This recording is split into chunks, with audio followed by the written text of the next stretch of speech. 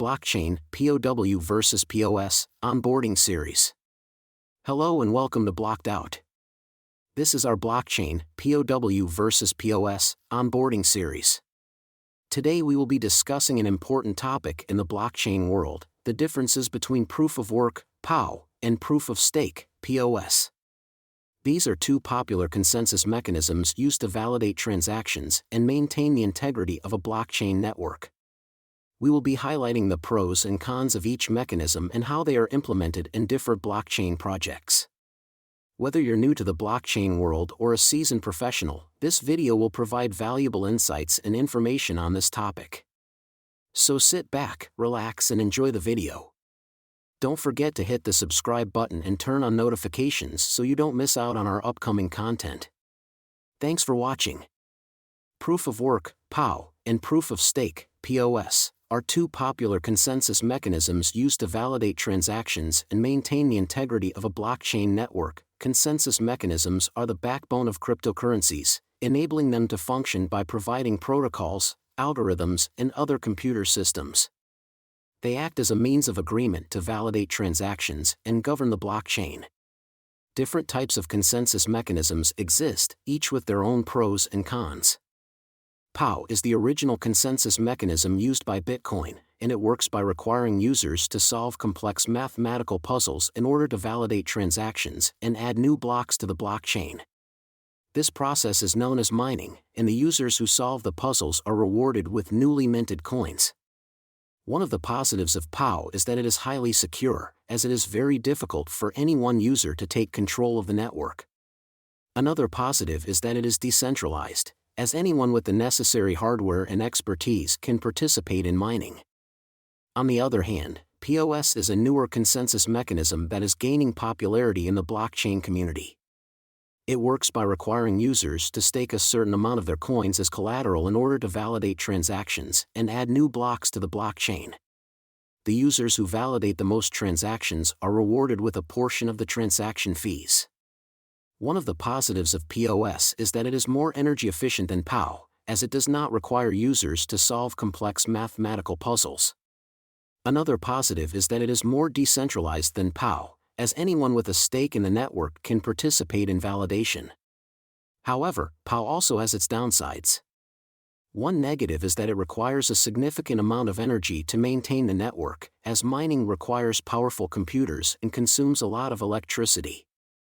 Another negative is that it can be more centralized than POS, as the mining power is concentrated in the hands of a few large mining pools. One of the downsides of the Proof of Stake, POS, consensus mechanism is that it can be vulnerable to the nothing at stake problem. This occurs when users can validate multiple versions of the blockchain at once, leading to forks in the network. This problem can arise because in POS, users are not required to expend resources, such as computational power or electricity, in order to validate transactions and add new blocks to the blockchain.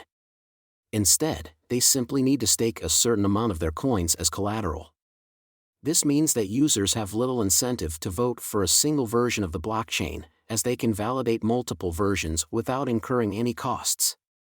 Another negative aspect of POS is that it can be more centralized than Proof of Work, POW, as the validation power is concentrated in the hands of a few large stakeholders.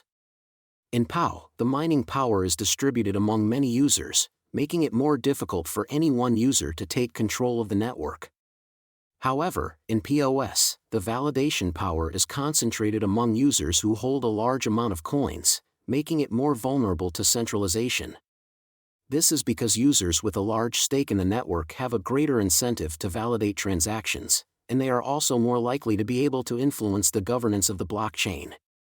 In order to mitigate these downsides, several variations of POS are being proposed and implemented, such as Delegated Proof of Stake, DPS, which aims to balance the power among validators and prevent centralization.